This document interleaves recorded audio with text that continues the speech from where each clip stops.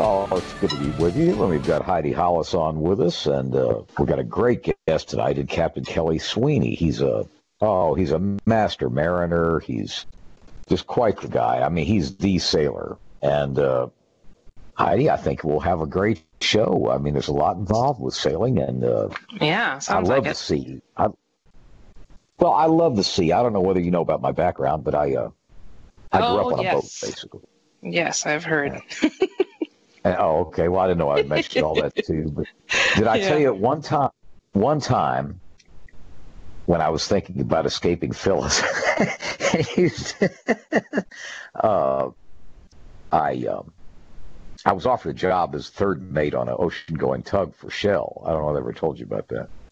But see, I had so much nautical background through my life that the guy that was a port captain, which is like an admiral or something for Shell, he was going to start me as a third mate, and I'd been a captain within a year. But can you imagine how exciting that would have been? This would have been in the North. This would have been in the North Sea. You know, you've seen those pictures where the tug goes up and down through those giant troughs, and of course it's cold as all get out. And would that be Deadliest exciting? Catch, I think that show's called, something like that. Yeah, exactly. Yeah. But now this would be for Shell, but I'd be making $250,000, $300,000 a year right now if I'm still doing it. And of course, Shell has great benefits. I didn't because I wanted to raise my daughter and all that stuff and be proximate to her. But they work 3 weeks on in the North Sea and 1 week off, so they fly back home to the United States for 1 week off. But at any rate, I've had a lot of, through my whole life, I was always in the, piloting boats and stuff. But I've always had a fascination with it, and I think everybody will too. There's a lot of exciting formats you find yourself in. A lot of weird stuff happens out on the water, and it's kind of like one big adventure. So it's like undiscovered planet because I mean, there's so much that we don't know about our oceans. So I find it like a big mystery. We really don't.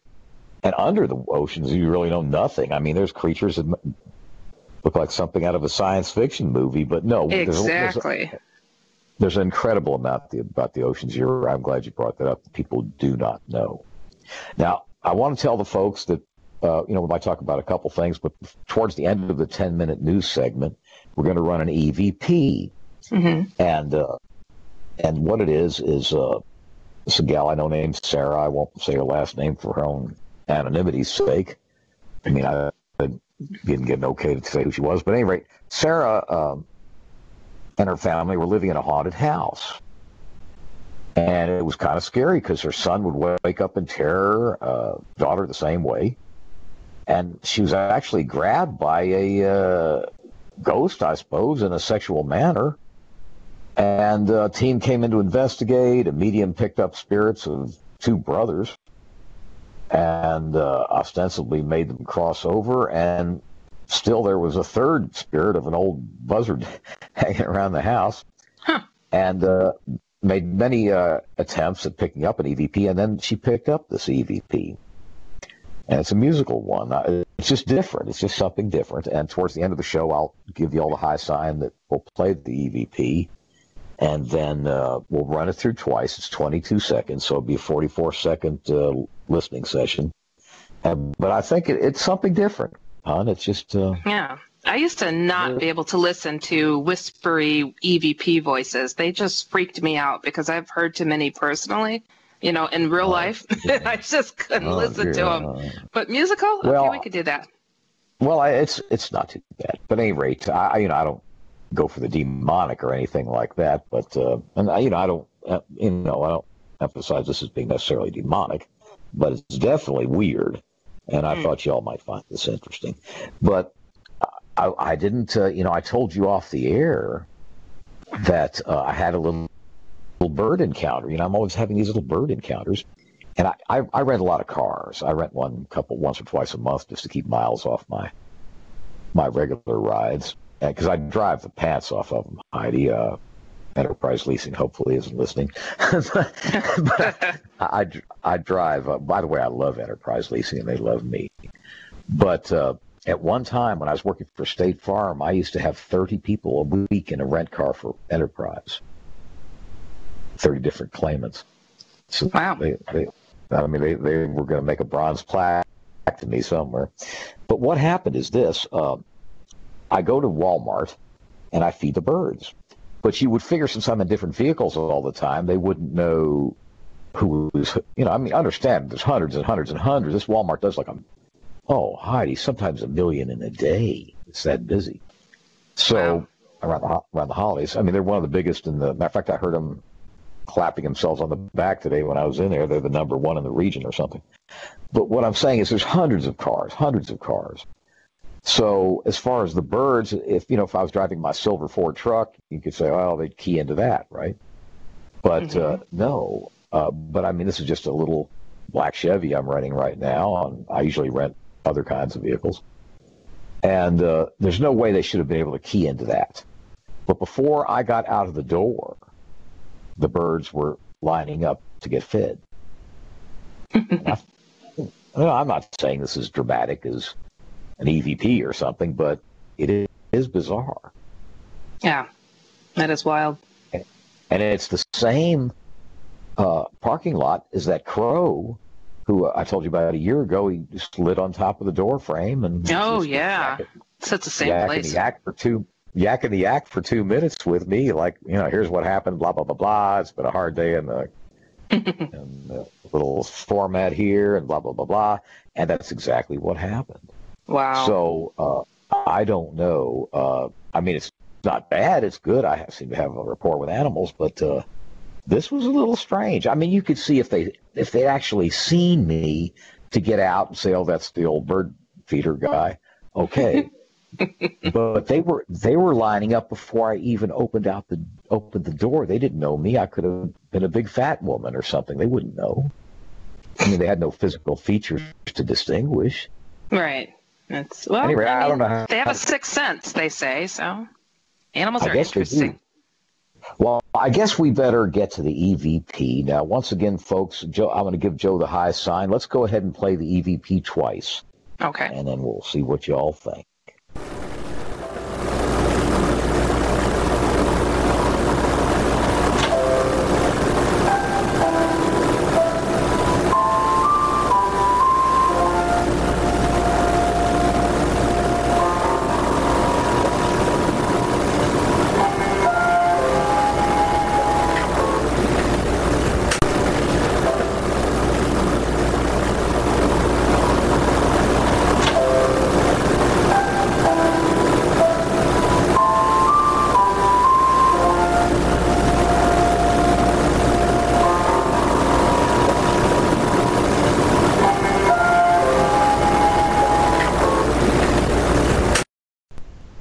Pretty distinctive. That's wild. That's pretty loud. It was. I don't know, guys, but I mean, if you pick that up on the EVP, you'd be darn shocked. And there was no music. Yeah. Sarah said there was no musical background, no way music could emanate from anything, no radios, no players of any kind. It'd be cool to find out from what era that song comes from, I haven't the vaguest idea. I don't know enough about music to stick it in my ear, but no, that's definitely what happened. And I don't know. You hear about these things, but by golly, there's the evidence. And Sarah's very credible. So we'll be right back with Captain Kelly Sweeney just after the break, and I know you'll enjoy it. We'll be right back. Well, it's great to be back with Heidi, and we've got excellent guests and Captain Kelly Sweeney. He's a master mariner. He holds the highest captain's license issued by the Coast Guard. He graduated from the California Maritime Academy in 1983 with a bachelor's in nautical industrial technology. He's worked on tankers, oceanographic ships, passenger vessels, ocean-going tugboats, and crew boats. He's a columnist for the Professional Mariner magazine, and author of From the Bridge, personal stories of modern merchant marine life, and he operates Maritime Headhunters, a job placement agency featured speaker at various conferences. Captain, you're just a heck of a guy. Well, ahoy, Kevin. It's great being back with you on the Kevin Cook Show. And Heidi, I haven't had a chance to talk with you, but I'm looking forward to this evening. Thanks for having me back on, Kevin. Well, Heidi's lives in the great seafaring capital of, well, she's from Milwaukee, Wisconsin. but anybody that, I'm sorry? Well, I was going to say, Kevin, the Great Lakes are a fantastic group of mariners working on there. My dad actually started on the Great Lakes as was called a coal passer, and that's back when the most of the ships were steam powered. And he started there. He worked his way up, and then he ended up going offshore ultimately. But so hey, the Great Lakes have a great nautical tradition, and so good mariners from there. There you go. Ha. Well, that's my girl. Well, I told her my story, how I had the third mate job opportunity. But what always tickled me? I told you, we talked about this on the phone, but Heidi, my father was on a volunteer basis. He worked for the Coast Guard in South Florida, and he was actually in charge of getting teachers to teach boating courses to the community, and staffing teachers at these various locations for the Coast Guard. And he would hobnob with a lot of admirals. And Captain Sweeney, he asked them, this was during the Bermuda Triangle period, where there was a big emphasis on it. Charles Fitz's book came out. And they told him, in all honesty, 10% of disappearances and cases had a weird twist to them that there was no legitimate explanation. The Coast Guard would come up on a vessel and it'd say a cigarette would be burning in an ashtray. It might take maybe 10 minutes. And yet there's no sign of life, no blood or sign of a struggle. And even in the 70s, the Coast Guard boats could, see 10 miles around it in the air, on the surface, or even under the water. So what do you make of that, Captain? What the heck is going on out there? Well, the Bermuda Triangle has been an enigma for hundreds of years. This is true. Yeah. I will say that, having been through the Bermuda Triangle, transiting a number of times, I'm not 100% sure about the esoteric possibility that 10% of the ships just disappear for whatever reason. But then again, who knows? I will say that there are mysteries on the sea, Kevin, that can't be explained. I was on a ship one time on a tanker in the middle of the North Pacific, and we received, the captain received word that a distress call from another ship had been received about 25 miles from where we were.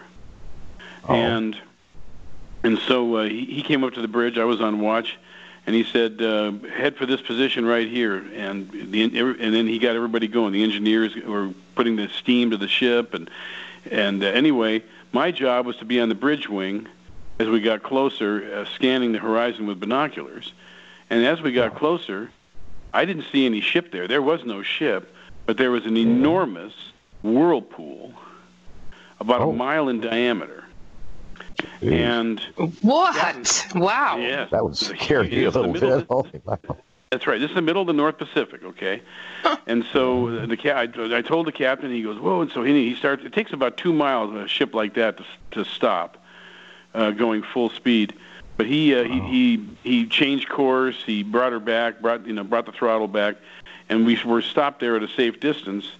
And this enormous whirlpool was right there in the position where the distress call was received, and there was not any sign there was no debris, there was no oil slick, there were no people, survivors in lifeboats, there was nothing. The only thing that I saw, all of us saw, was an orange hard hat that was moving in the swirl of this whirlpool, and ultimately it got into the vortex, it got sucked down to the bottom of Davy Jones' locker, and that was the only thing. Well, is the idea that maybe the distress call? Did maybe the distress call go off before the ship? There was a distress call. The authorities got it, and they relayed the position to us, and that ship was never, ever heard from again. That was the last thing that was heard from that ship. What on earth causes such a whirlpool? I mean, no one flushed the toilet. What is that? That's just like a black hole. I don't have a clue, but it's funny, Heidi. Yeah. There are a lot of things that happen, and like the disappearances in the Bermuda Triangle, or this whirlpool, or many other phenomena that happen at sea some of which I've seen firsthand, that are definitely have always been considered to be mariners' tales. But now with satellite imagery, it's been proven by scientists that enormous whirlpools exist throughout the Earth, in the oceans in different areas of the Earth. An enormous one was found off of South America once. And scientists are beginning to postulate that what these whirlpools do is mix the cold and warm ocean water in the oceans. They're basically a funnel that churns the cold and warm water and mixes it. And that's one theory, but nothing has ever been proved. Wow. So there's none that happened on the Great Lakes then, I'm assuming. Well, there are definitely different phenomena on the Great Lakes that are peculiar to that area. Matter of fact, in my opinion, the wreck of the Edmund Fitzgerald was caused by one of these unusual phenomena. Oh, gosh. Huh. It's wild stuff. Yeah, it's not a whirlpool, but the Edmund Fitzgerald, now, I'm sure that being from the Midwest, you've heard of the Edmund Fitzgerald, and of course everybody's heard that song by Gordon Lightfoot, The Wreck of the Edmund Fitzgerald. Okay? That was what that song was describing, was the night that ship went down. And what I believe happened in that is that a rare circumstance of 3 rogue waves that happened very quickly, called the Three Sisters, in that area, and with those exact weather conditions. And the ship was already getting hammered, but I believe that the first rogue wave washed over the ship and slammed in the center of it, probably knocking off some hatch covers and reducing the watertight integrity of the ship or eliminating it. The second one came, washed over it, and started to cause structural damage to the ship and basically break it apart. And I think the third one did them in. And the Three Sisters are what this called are 3 rogue waves, and they're unique to the Great Lakes. You don't find that situation anywhere else in the world. And the verification that I have for that was a ship that was about 10 miles away that didn't go down that night. The captain of that vessel reported 3 rogue waves within a matter of minutes before the Edmund Fitzgerald went down. And so that's my theory. Terrible. Yeah. So strange things happen all over the world, in inland waters and often in the oceans. They happen all the time. It sounds like it. Let me tell you one quick. I know we're going to have lots of stories, Captain, tonight, but let me tell you a real quickie that a guy told me. He was petty officer of the watch on a carrier, a naval carrier that was going from Galveston to Pensacola. And what happened was they saw the running lights of a ship off in the distance from the carrier. And of course, that made them all excited because there's only so many carriers, and they're very important vessels and all that. And the radar and all that could pick up pleasure craft and other vessels and so forth. But 300 guys on the deck of this carrier saw the running lights of a giant ship, and it didn't show up on radar or anything else. And the Pentagon was even going bats about what was going on with it. You ever hear anything like that? Or I sure have, and I think what happened is probably. Do you know what time of year that was, Kevin? No, I don't. Was it in the winter? He told me. I really don't. I mean, he was petty officer of the watch, but I mean that's all I know about that. But as far as he didn't indicate it was very cold. But then again, in the Gulf, I would figure it'd be kind of warm anyway, wouldn't it? Well, what a lot of people don't realize, a lot of landlubbers don't realize, is that the mirages that people see, like when you're driving in the desert and on a hot day, and you see that rippling on the road, and it looks like there's water on there. Well, a lot of people don't realize that there are mirages at sea too. I think what probably happened on that one is what we call a superior image mirage, and that's caused by temperature differences and actually an inversion of cold and warm air. And an old friend of mine who's now retired, Ted, he was captain for many years. When he was a young man just starting out, he was on the lookout, just like your friend here. Yeah. And although he was on a merchant ship, And all of a sudden, out of nowhere, on a collision course, here comes this enormous ship heading right at him. The officer of the watch is freaking out.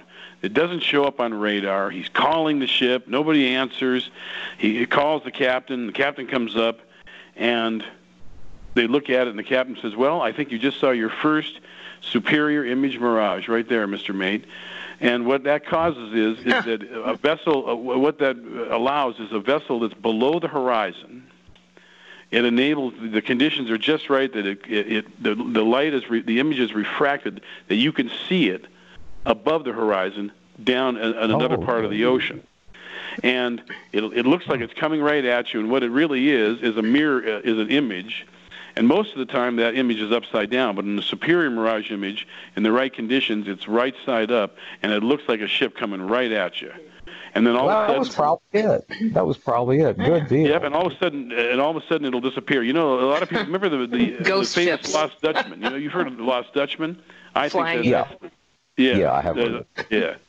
I think I think that's. I wonder if today they had a Mirage tsunami because, you know, that earthquake that hit over in Alaska was at 7.8, and they were recording on a buoy a 38-foot waves coming, and they put an alert on the whole West Coast for the tsunami to hit because they'd measured the waves and then nothing.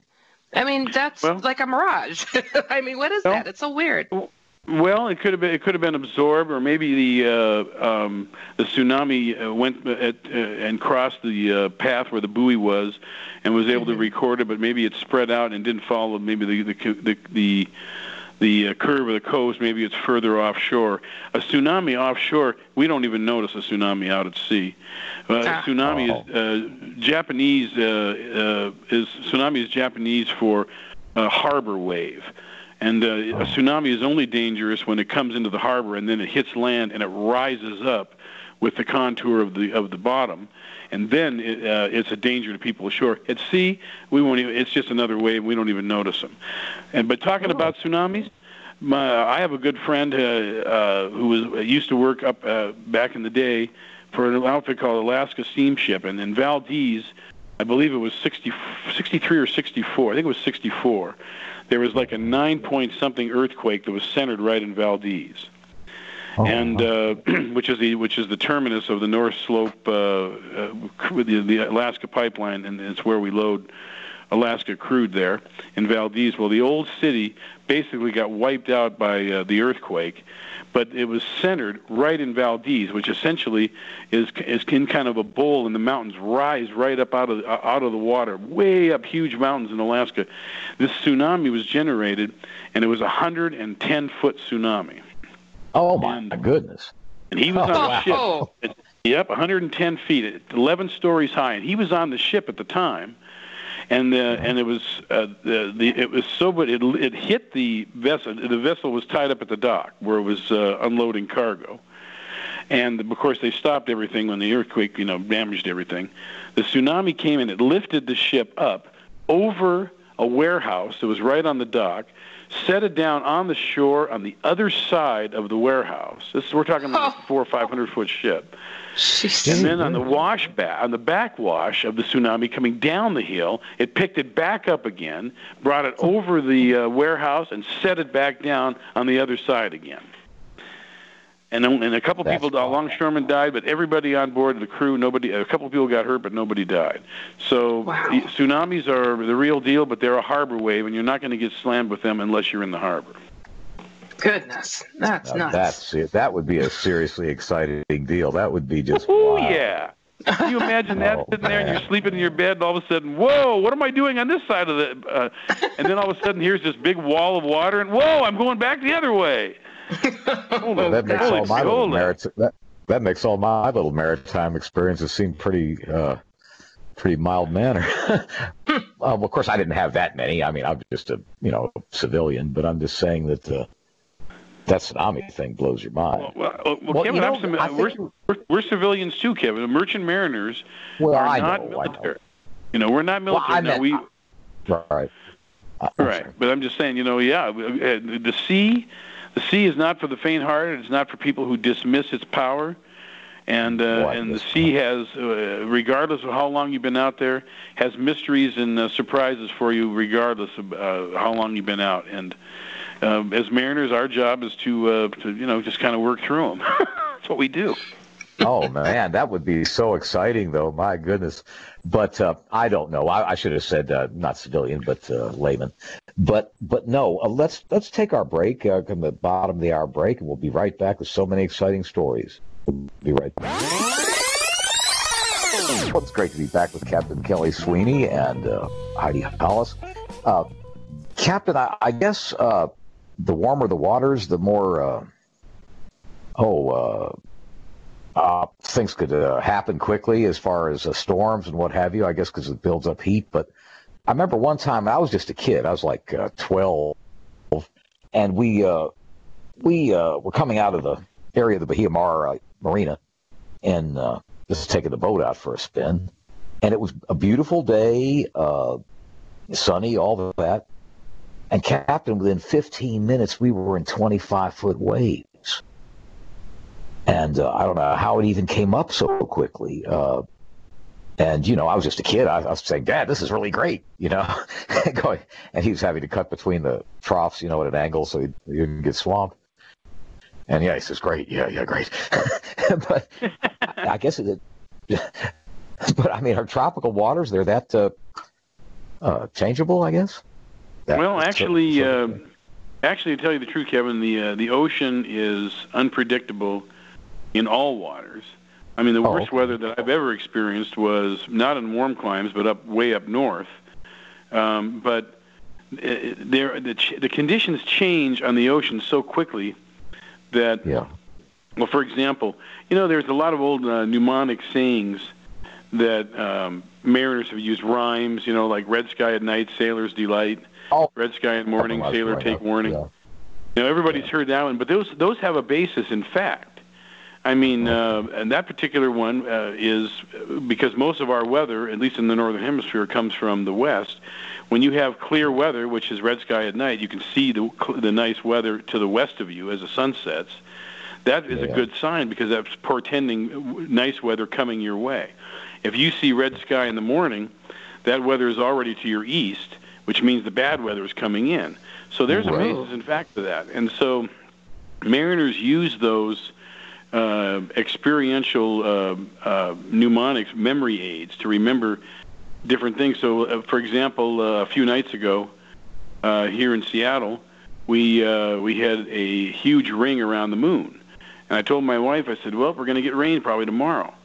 And she goes, really? And I said, ring around the sun or moon means rain or snow is coming soon. And sure enough, the next day it was a deluge. And so the ocean, those things came up because mariners used those experiences to help those who followed put together what they were seeing with what they were seeing, what it meant. If all of a sudden the wind shifts in a strange way, or it goes a certain direction, counterclockwise or clockwise when you're out at sea, you know for a fact, and there's a hurricane or something, a large storm either coming your way or moving away from you. So next time, just freak your wife out and just say you're psychic. Well,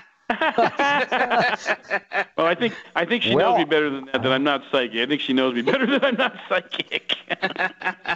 Oh, darn. But this was just so strange because, it was just a guy taking his kid out on a boat, and it looked sunny and nice like it always did down there. And, I mean, within 25 minutes, we were in 25-foot waves because I know we must have been, 10 or 12 foot above the water line on the flying bridge on about a 42-foot cruise craft, I would think, wouldn't you think? 10 to 15 foot above the water line? I'd say 15 foot. Well, the weather can change so fast. Like Heidi's from the Midwest, and the Great Lakes are notorious for having, like, when you get a strong front going through from Canada on down across the Great Lakes, all the anglers, boaters, and commercial mariners know what the signs are with the clouds and the way the wind shifts, what's coming in, and how fast it could come. And I think that the person that you were out there with, you were really lucky to get back in, and it's good that he was able to navigate that. But there are definitely, in all parts of the world, and that's where local knowledge comes in, to be aware of some change like that and how quick it's going to happen. Up in Alaska, there's a thing called a willy waw, and basically it's a very fast wind that occurs that basically rolls down the mountains on generally a relatively comparatively warm mass of air, and will sweep down there, and within a matter of minutes you're going to have hurricane force winds. Ooh. And then maybe 3 or 4 hours later, boom, they'll be gone. Oh, we get things. We get things like lake effect snow and madness like that. Like we've had surprise blizzards. It's like, how do you not see a blizzard coming? Yeah, that doesn't seem right to have a surprise blizzard. It's the Great Lakes. It just dumps things on us. It's so bizarre. But I'm in Chicago now. Yeah, well, Chicago definitely has it, and that's a maritime town, a good maritime town. Big but time. The Great Lakes, and that's why and I know a number of friends of mine who work on the Great Lakes, and I said my dad started there. That you really have to know your stuff because the weather will change very quickly. Weather and being a mariner at sea are so intertwined compared to the average person. You know, the average person looks at the Weather Channel. Oh, it's going to rain today. And the most that it happens, they might bring an umbrella or they might dress a little differently. But out at sea, we look at weather reports with the idea that if we make a mistake, this can cost our life. Right. And a good example of that is the El Faro, which is the American cargo ship that went down in late 2015 in Hurricane Joaquin, and lost 33 hands. All hands on board perished.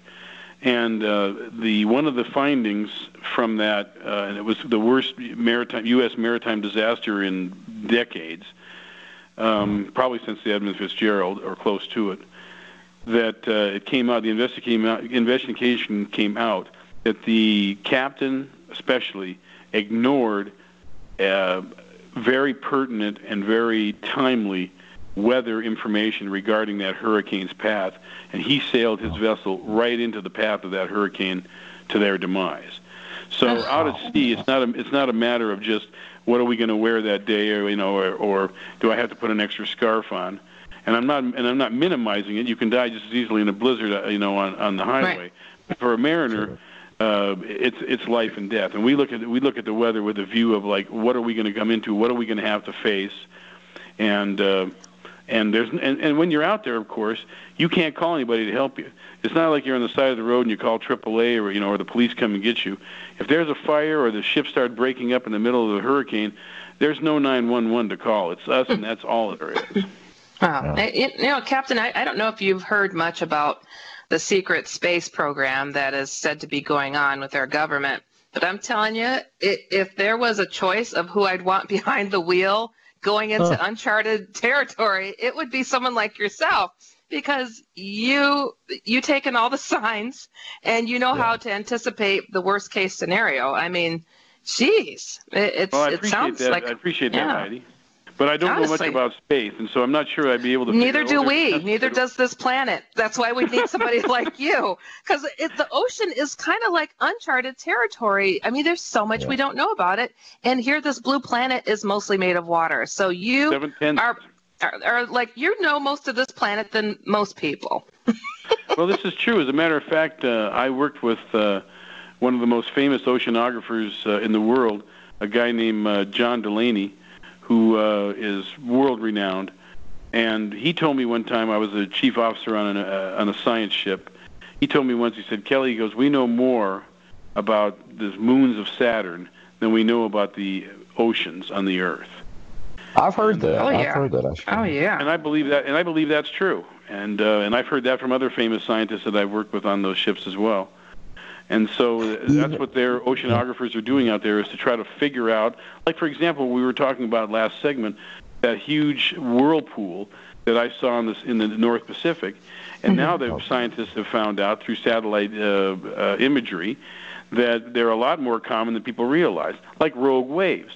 For a long time, rogue waves were nothing more than the stuff of fairy tales. As a matter of fact, the first captain I ever worked with was he was a nice old guy, an old timer, but he got his start on what was called back in the day lumber schooners, and they were smaller, maybe 300-400 foot vessels that what we call stick ships. They use booms that went in and out of the smaller ports on the West Coast. Instead of the big ones like Seattle or Portland, they'd go like to Coos Bay or Newport or someplace small like that, picking up and taking off cargo.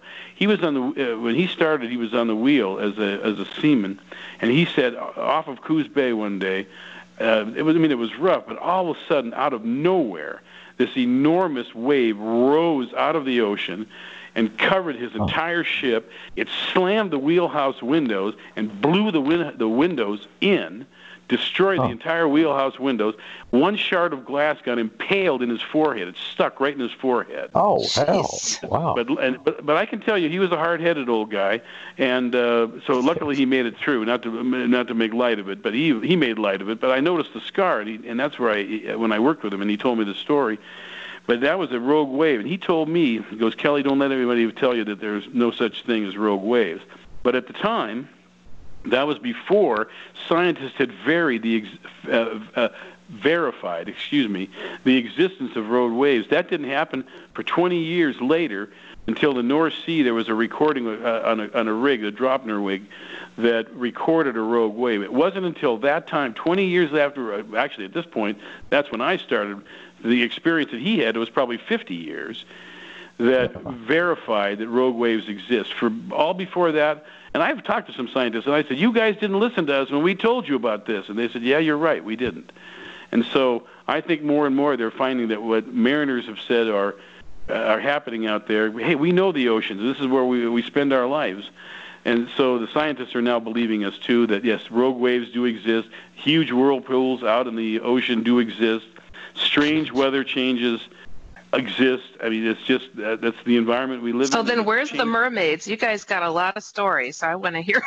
Well, I don't know about the mermaids. Well, I'm not sure about the mermaids either, but I'm sure they've led more than one mariner astray. A good-looking woman who can sing. Okay, that's the end of it. They were probably. Over the side. Oh yeah.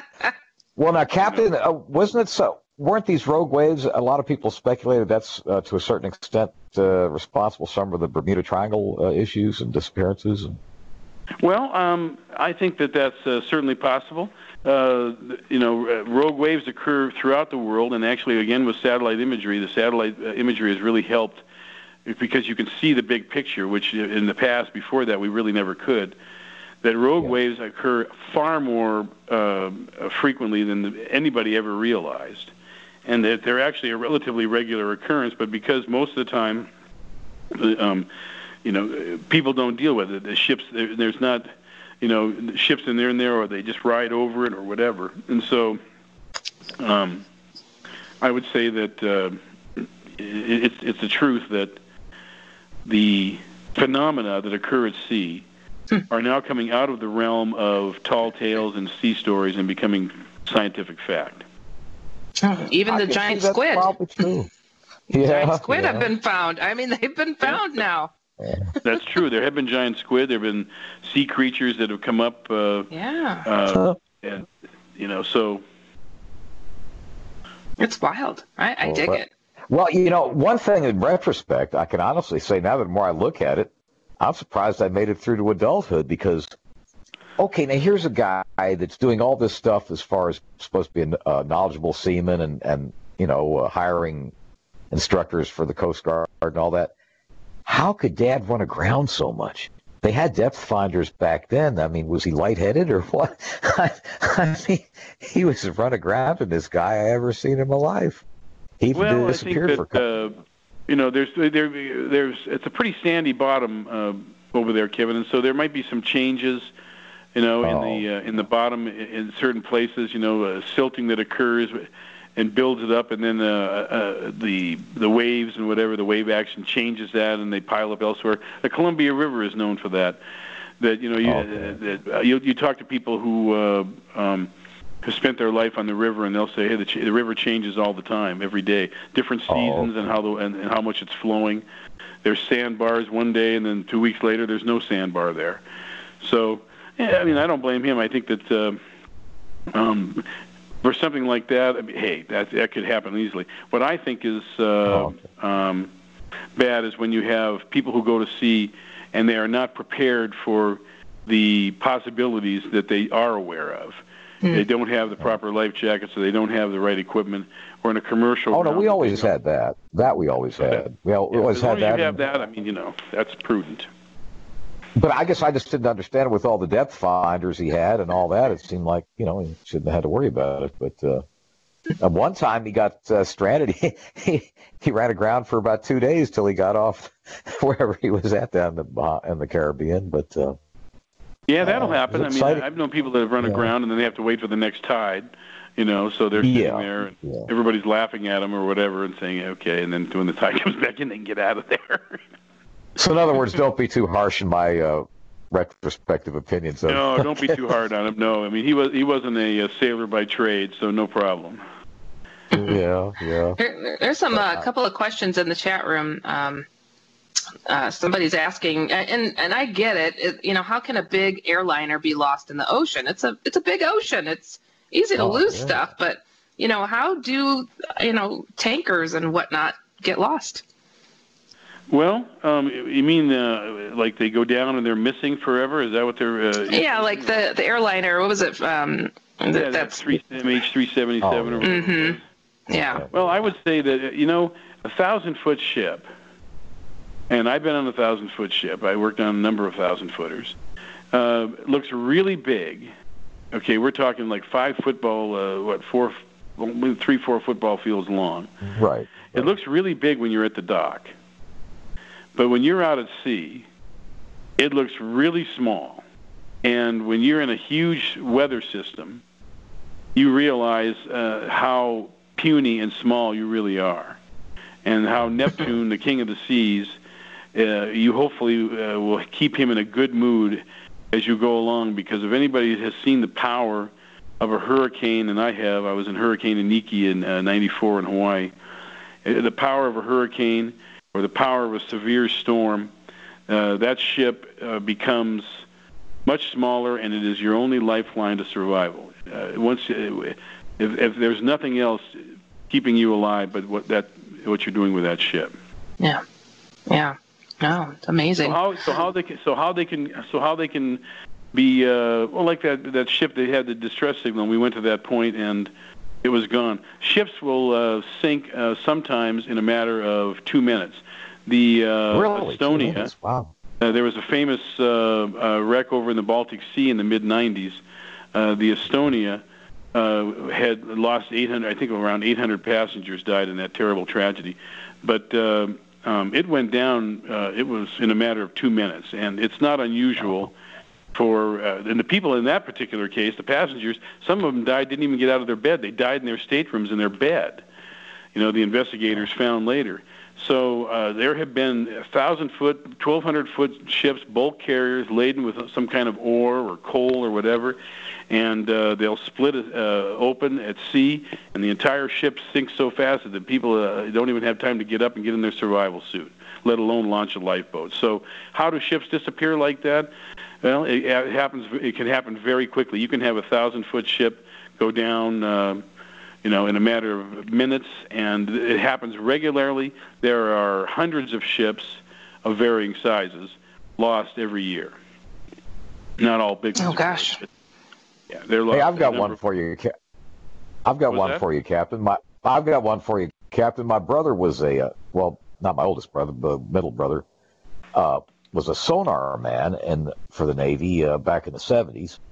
And he said that the sonar guys frequently saw, they knew the fastest Russian sub would go like 60 miles an hour at the time. And it had a distinctive sound signature, okay?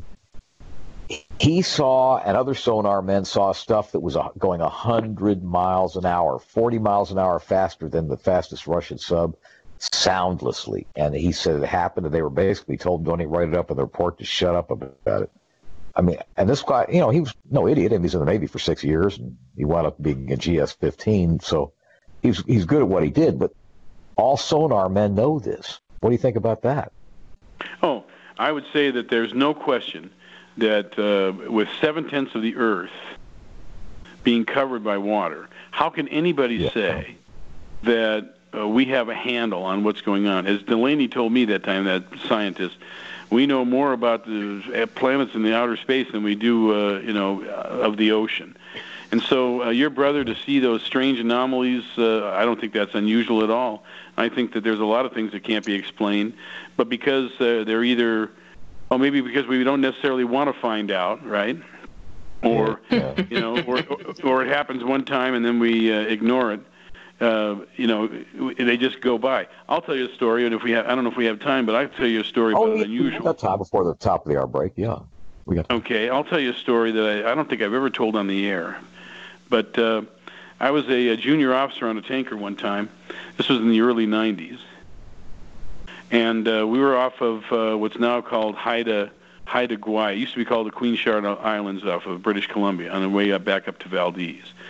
And we were on a 900-foot ship, and I was a junior officer, so I was on watch with a sailor as a lookout, and we were just cruising along. And all of a sudden, up in the sky, there's like this enormously brilliant light. It looked like a supernova. And the sailor on my watch goes, "Look at that!" And I went and I looked, and I went, "My goodness, what is that?" And the next thing you know, this thing's coming right at us. It almost looked like it was a missile or something heading right at us. He's getting ready to jump over the side. He goes, "Kelly, I'm jumping over. It's gonna." I said, "Please don't do that." I said, "Number one, we're 140 feet above the water. You're probably not going to make it. Number two, I'm going to have to spend the rest of my watch searching for you, so don't jump." And so anyway, the next thing you know, the light comes I like down. your reasoning. That's right. I don't want to spend I love the guy. He was a great guy. And I told him, I said, the bottom line is, I don't want to lose you, and I don't want to spend all the rest of my watch looking for you. So anyway, this thing comes down, and it turned out to be the traditional UFO that people have heard about. There's flames coming out the bottom. There's these red and yellow lights circling around the bottom, and there's flames. And I go, whoa. Wow. So the first thing I did was I went over to the radar, because I thought, I wonder if that thing is real. Or maybe I've been out at sea too long and I should get off in the next port. So I go over, and sure enough, it's on radar. It's going the same speed we are. We were going 15.2 knots, which is pretty much our 15.2 to 15.5 was our light speed, and we were light in ballast heading back up to Alaska.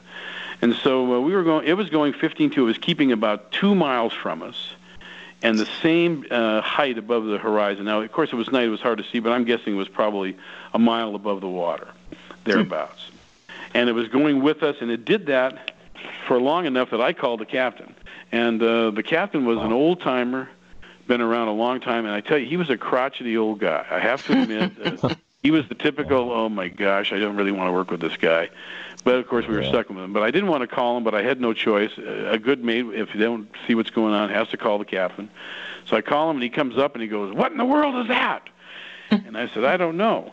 But I had heard that aliens abduct people, so I was trying to do some kind of telepathy with the aliens and say, "Please take him. Please take the old guy to the right. He needs to be abducted right today." Leave the young guy, the sailor. Leave me. Take the old guy. Not because he's old, but because he was a real pain in the neck, and the first officer was much better. Would have been a much nicer captain. Unfortunately, even the aliens didn't want him, so he stayed on the bridge. And after about 2 minutes, that flame, the light started twirling again, around the bottom. The flames came up, and all of a sudden, boom! It went right back up to the sky in the same place where the supernova, or whatever it looked like a supernova, was in the sky. And so I told the captain, I said, "Well, what do you want me to log on that?" And he goes, "Just put unidentified lights in this position, and that's all." Wow. And he goes, "Otherwise, they'll take us off in straitjackets in Valdez." And so, anyway. I've thought about that for years, and I will say that was an area where the Canadians would always come and check the identity of a ship. And when I first started my career, they'd have a boat that would come out. "Who are you, and what's your purpose out here?" kind of thing. Okay. And then they'd have these C-130 planes, or big prop job planes flying over, and you knew they were just checking us and seeing who we were. Yeah. So my thought was that this might have been a drone. But now this was, of course, 26 years ago, 27 years ago. That'd be a little pre-drone time, I guess. But I think it was a drone, and they came down to check us out, see who we were, and then went back up. That's my theory anyway. But I've had contact with that seaman, that able seaman, on my watch since then, and he swears it was aliens, but they just rejected the captain, and that's why they left. So. Well, I mean, Doug, my brother, actually did say that it was not just an isolated anomaly. All sonar men are experiencing. And this was in the Pacific too, by the way. But I mean, it just happened, and don't even write it up in the report because they don't want to hear any sass, and just like they do with conventional UFOs. But they knew that a whale would go 30 miles an hour under the water at best, and the Russian sub with a very noisy sound signature would go 60. But this was, like I say, 100, and soundlessly. So it was a weird deal. It really was. Yeah, well, I mean, he. Oh, I'm sorry. I'm sorry. Go ahead, Kev. Well, I tell you what, we're coming right up to our top of the hour break, and we'll take that. And we'll be right back with some more good stories. We'll be right back. Well, it's great being back with Captain Kelly Sweeney and Heidi, and these are good stories. This makes frankly, to me, this makes ghost stuff look like, warm pudding or something like that. But I got a ghost story that happened on a ship too, Kevin. Ooh. Oh, okay. Well, that would make it better than the regular ghost story.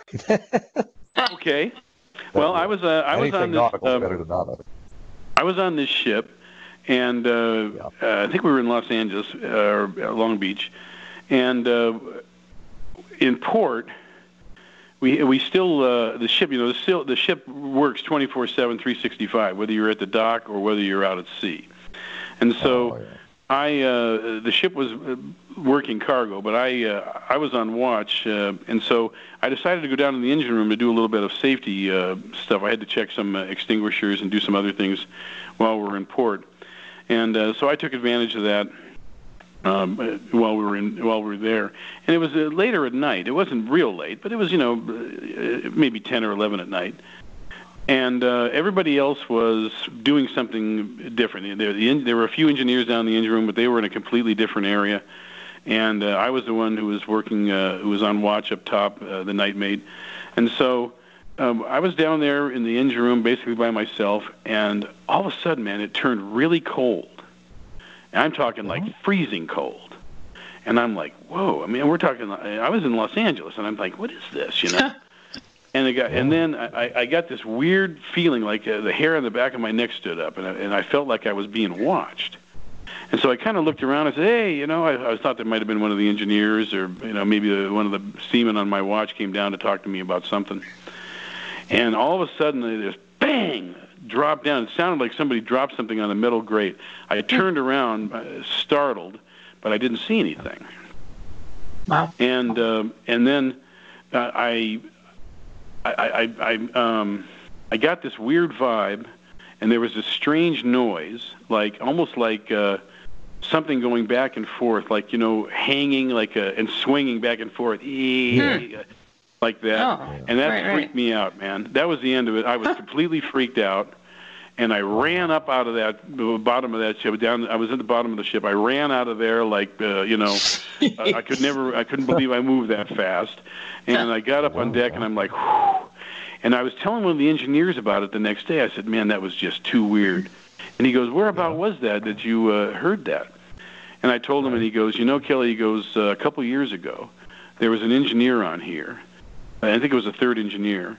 And he had got a Dear John letter from the love of his life. And he hung himself in that location. Oh, great. Of the engine room. And he told me that other people had heard noises in that area, but nobody was going to say anything because they didn't want to get, as the captain, that old timer said, they didn't get taken off in a straitjacket in the next port. So nobody ever said anything. Well, it was just my imagination, or just the wind, or whatever it might have been. Wow. But so anyway, that's what I heard, and that scared the heck out of me. I tell you what. Yeah, I bet. It would be too. It would be too. There was a question when we were talking about the UFOs. People were asking in the chat room if you'd seen USOs, which are submerged unidentified objects. So, well, I think have you seen UFOs go in and out of the water or not? Or yeah, I have not personally seen that, but I've heard of a couple guys who said that they saw some kind of They thought it was some kind of space debris or something that was just coming down into the atmosphere, but flaming and going down into the ocean. But I've heard stories that of things coming out of the ocean, like UFOs. But I don't know anybody personally that can say for sure that happened to him, and I have never seen that myself. So you've not seen odd lights in the distance? I mean, there's a lot of time on the water that's just black, and you haven't seen any other weird things out there that made you question, like, what could that be? Oh, well, I mean, I saw that UFO that time off of the Queen Charlotte's, so yeah, that was strange. Right. And, I mean, but... Not definitively scary, huh? Yeah, but you know that's what? pretty scary, all right. Unusual phenomena are not always scary. Yeah. I was on a ship one time, a tanker, and we were leaving Valdez loaded with North Slope crude, around 650,000 barrels. And my job at the time was to secure the deck for sea, to go and make sure all the everything's tied down and everything was tight and secured. And during the time we were finishing the loading, it had been a cold, clear winter night, and the aurora borealis was just unbelievable. But it was up in the sky, as you would normally think.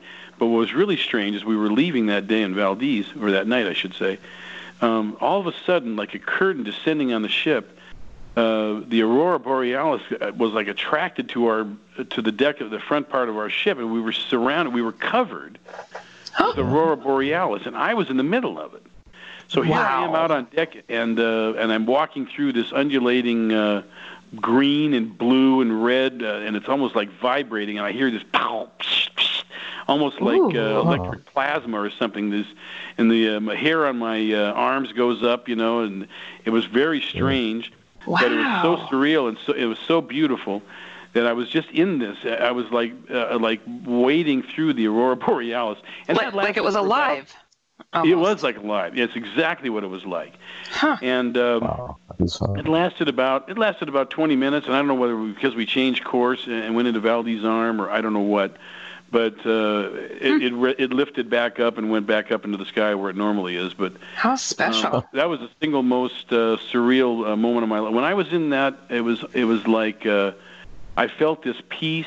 It sounds strange, but I felt this peace that I had never felt before. It was sublime. Really? I wonder why that would have been, though. I mean, like embraced, like you're embraced by something special. Huh? Yeah, but it was. I was thinking it'd be more of a freaked out thing because of the No, it was beautiful. It was absolutely beautiful. It was sublime. It was. That would make a nice book title, as "Embraced by the Aurora Borealis." Yeah, that's true. I guess. It was beautiful. So it isn't always strange, scary things that happen at sea. Yeah. Jeez, that's gorgeous. Has that ever been reported to have happened to somebody before? I've never heard of it. Well, there's been reports of the aurora borealis coming down on land with people. It's not an unusual occurrence. There's many anecdotes of people who live in northern climes walking, they're snowshoeing out in the middle of the night, and all of a sudden, as they're going, it covers them. It's not only up in the sky, but I don't think I've ever heard anybody say that it happened on a ship that I saw that time. But I've read that it's happened ashore many times. How lucky! Wow. That was pretty cool. I have to admit. Captain, let me ask you this. Captain, let me ask you this. Is piracy on the way up, or in the Caribbean, say, or other places? Well, piracy has been with us, Kevin, for as long as there have been mariners going to sea. And it's no different now. Piracy is still occurring. I have to say that the hotspots, the hotspot was over in Somalia, off of Somalia, where Captain Phillips got abducted. And that used to be the hotspot, but international cooperation has changed things, and there's now military. The militaries of the world have been guarding merchant ships as they go through this area, and they've been thwarting the pirates. Now, the big piracy area now is in West Africa, in the oil fields of Nigeria, where an American, actually they're from Louisiana, an American captain and chief engineer for Edison Schwest were working down there on an oil field boat, and they got abducted by pirates. And over in the Malacca Strait now, that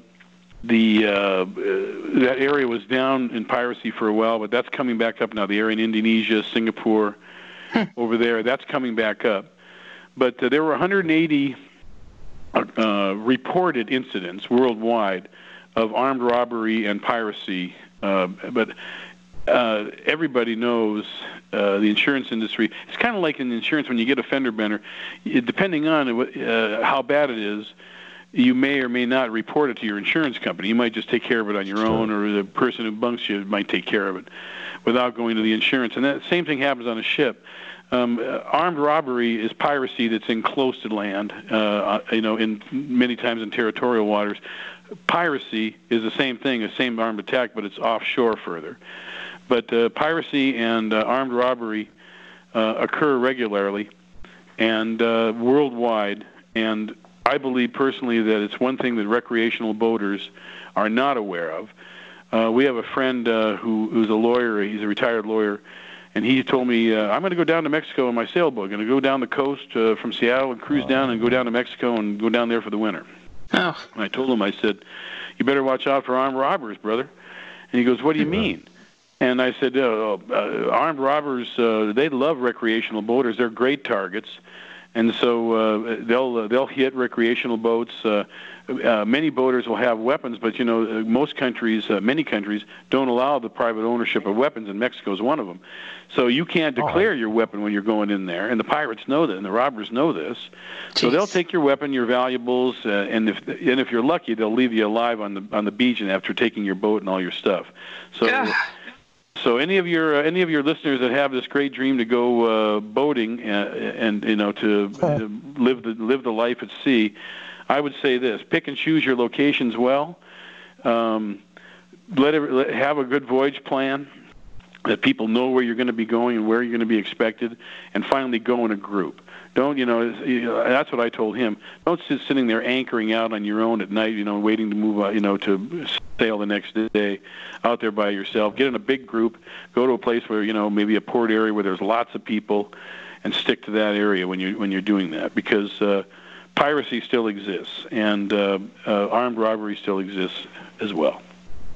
Goodness, have you ever been in a situation that got like that? Yeah, I was. As a matter of fact, I worked with the guy who was the first officer with Captain Phillips. I don't know if you guys saw the movie Captain Phillips with Tom Hanks, but the first officer who took over for Captain Phillips and became the captain when he was abducted was a guy named Shane Murphy, and I sailed with Shane Murphy on another tanker, and we were hit by pirates. We were hit by armed intruders off the coast of the Dominican Republic in the Caribbean. And it was on my watch, actually. And we were boarded. We had two armed guards with weapons that were patrolling the ship. And we were boarded right after midnight on Christmas Day. And one of the guards told me, he said, there's intruders on board, and they ran after him. And I wasn't the captain on that ship. I was filling in for a friend of mine. Yeah. And I called the captain who was a friend, and I said, we've been boarded. And he goes, why don't you go back and check it out? And I said, what? And we didn't have weapons on board. All I had was a huge pipe wrench. So I grabbed this pipe wrench in one hand and the radio in the other, and I'm making my way back. And all of a sudden I hear, pow, pow, pow, pow. There's a gunfight in the back deck. Oh, gosh. And I ducked and wanted to make sure, I wasn't armed. And the two guards got into a shootout with the pirates, and the upshot of it was that there was one pirate that had his head blown off, and he was floating in the water at the base of the ship, and the others got away. Oh, brother. Man. So yes, the Pirates of the Caribbean still exist. And actually, they always have. But you know what? I bet you guys don't know. You got to watch a sailor. We love telling stories. But the most... I tell you what, we're coming just about up to our... Captain, I don't mean to interrupt, but we're coming to our last break, and we'll be right back. Okay. I want to ask you about Donald Trump, too. We'll have a few issues. Okay. Well, I was going to tell you about a woman pirate, but we can save that for the next time. Oh, well, no. We'll be right back. We'll have time. We'll be right back. Okay. Well, now, Captain, this is great stuff. I mean, if people don't appreciate this, they ought to be pistol whipped. because this is exciting stuff. There's the underwater UFOs. There's pirates hopping and bopping around, sharks, rogue waves, whirlpools. I mean, this isn't the regular stuff. This is not regular stuff. That's true enough. Life at sea. Now, which one qualifies as your scariest moment out on the sea? Okay, for me, the most scared I ever was, I was on a automobile carrier, carrying Toyotas and Lexuses, basically 5,000 of them, from Toyohashi, Japan, to the U.S. And we hit a severe winter storm in the Aleutian Islands, and that it was gusts to 120 miles an hour. And we had 40 to 50-foot seas, and we're talking basically a big floating parking lot of all these cars. And what you never and your dad was right, Kevin, when you were talking about your dad and how he kept his bow into the wave. You know, that's the best way to handle bad weather. Is you basically want to have it off your bow a little bit, but you want to head into it. You don't want the waves, if at all possible. The last resort that you want is to have the waves broadside, what we call broadside, which means coming to you on your side, hitting you on one side or the other directly. Sure. Well, that's what happened to us. The third officer allowed the ship, I was the second officer, the third officer allowed the ship to swing too much. The wind caught us. And the next thing you know, we're broadside of the wind. A 45 or 50-foot wave came in right next. Wham! It hit us right in the middle. And we're talking a ship that's two football fields long, 660 feet. It hit us like and it buckled the hull. Like, you know, it buckled the hull like if you had drunk a soda can, like a Coca-Cola can, and held it with each hand and just crinkled the can with your hand. That's what it did to our ship. It put a big crease in the side of the ship, and then the thing started moving back and forth. And you know what happens after you work it for a little while? You're going to get a hole in that can. And that's what was going to happen to us. There was going to be 33-degree green seawater coming in, flooding the ship, sinking us, killing us all, and there's no way that anybody was going to rescue us in 120-knot winds and 45-foot seas. Oh, gosh. So the last thing I remember down below, the engineers were getting ready to weld a plate on there on the inside to keep it from moving. I went up to the bridge where the captain had relieved the third mate and was on the wheel himself trying to right that ship back, and for 24 hours he fought that thing back and forth trying to get us to where we were righted. All that time, I was carrying my survival suit with me. I bet. And I thought it was really going to be the end. I was going to call my wife on the satellite phone. We had a satellite phone on. I was really going to call her and say, you know, I love you, but I think this is going to be the end of it. And but luckily, we got righted, and we limped into port, and it turned out to be okay, and I lived to tell the tale. But for that amount of time, I knew that there was no way we were going to be rescued. There's no way we could be saved, and that I had to face the possibility that I might end up dying that night. And it was a sobering thought. Oh, God. Goodness. Hey, with the last name like Sweeney, is there anything else you really could have done with your life? I don't think so. I mean, this is... I could have been a barber, Sweeney Todd, the barber of Seville. There you go, because I'm like, Captain Sweeney, it just goes, it just flows. I just had to tell you that. Sweeney's a good maritime name, that's true. Yeah. Captain, did you know I'm a direct descendant of Captain James Cook? No, I didn't know that. Yeah, direct descendant. Yeah. Matter of fact, if you look at an oil painting of me, he looks kind of like me. Interesting. Well, I hope, Kevin, that you end up a little better than Captain Cook ended up. Well, going with the native women, everything would have been fine. I thought you were related to Captain Hook, not Captain Cook. Don't anger the native wherever you go. And as merchant mariners, we learned this early on. Yeah. Well, see, that's what happened, Heidi, is the island of Tonga, I think it was, they were all horsing around with the native women. The natives got restless, and they killed them. But I mean, he had a good life till then, though. But now, Captain, let me ask you. Well, let me ask you this, though. Well, how would a fellow become a mariner? For the listening audience, how would they do that? Well, to go into the profession these days is not like the days of Joseph Conrad and sailing ships where you just walk down to the dock and, you hire on as a crew member on some vessel. The Coast Guard controls our documentation and our licensing. And so there's really, regardless of how anybody enters into the business, you're going to have to expect to pay money and take classes. And if you want to go entry level, if somebody wants to go entry level, it takes about 6 months. There's basic classes you have to take, and then you have to apply to the Coast Guard to obtain your credential. And that's just to work as a basic entry level position, washing dishes or something like that. And then for those who want to go further into the business, they have 1 and 2 year programs and apprenticeships that community colleges. There's one in community college, one in Seattle, for example, where people can go and you start up higher than entry level, but it takes longer and it costs you more money. And then if you really want to get into the profession and make it a career like I did, there's 4-year colleges. There's one in Maine, a number of them on the East Coast. The one I went to was in California. The Great Lakes has a 2-year program. Yeah. The Great Lakes Maritime Academy that you can go to and come out as an officer, a deck or engine officer, and start up higher up. And that's the route I chose. But that's not first of all, it's not easy. I mean, you got to go through college for 4 years. But the other thing is that it's very expensive. I know a kid down the street. Now, of course, we live in Washington. He wanted to go to my alma mater, California Maritime Academy, or the California State University Maritime College is what it's called officially. But out-of-state tuition for him for 4 years was going to probably run about $170,000. Oh, good. But then again, when you graduate, you can pay that back in 2 years working at sea. We get paid well, but it's not easy to get into the profession. But that's the ways they break in now, Kevin. You can't just go down there and say, okay, I'd like to join. So I got offered a pretty good deal then to be started as third mate and then be captain in a year, I guess.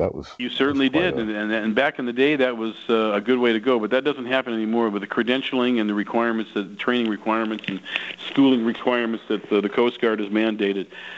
People that was several decades coming up through the hose pipe is tough. Well, that was several decades ago. So let me ask you this: what has Trump done with his OBP decision? Is it or? Well, I haven't been happy with President Trump as a mariner from a mariner's point of view. For one thing, he allowed exemptions to the Jones Act, which requires American ships carry whatever they need to be carried from American port to American port. His administration allowed many more exemptions to that. And the biggest thing was that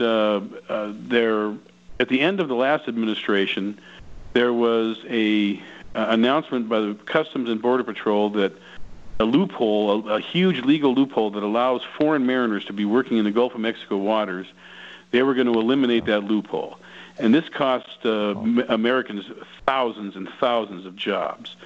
Anyway, when the current administration took over, they rescinded that proposal.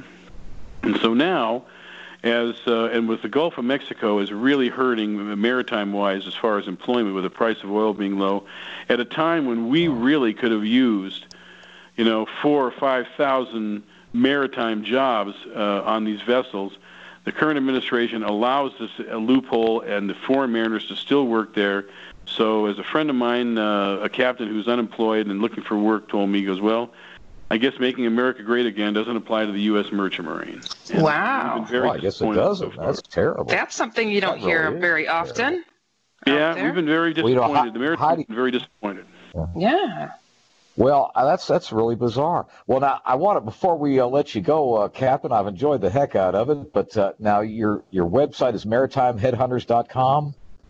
Yeah, our business that my wife and I run is maritimeheadhunters.com. It's a maritime job placement and counseling service that we have. But I still have an active license, and I still do pick and choose. But I still am available to do relief work at sea, filling in for people. I'm not going to do it full time anymore. I'm past that time of my career. Yeah. But I still have a current license, and I'm still available to fill in offshore. And I write, as you mentioned, for the biggest maritime magazine that deals with professional mariners, called Professional Mariner. And I have my own column in there and have for 10 years. And the readers can go to professionalmariner.com, and they can click on a mariner's notebook, and they'll see my picture. And then they have an archive of my articles. They can go all the way back to 2008 and check out all the articles that I've written about current topics that affect mariners. And of course, this one that I, with the current administration, was a topic of one of my articles not too long ago. And see what I have written over the past 10 years. And I also have, as you mentioned, the book From the Bridge. Yeah. People can get that at Amazon, From the Bridge, Authentic Modern Sea Stories, which is not some work of fiction. This is my own experience at sea.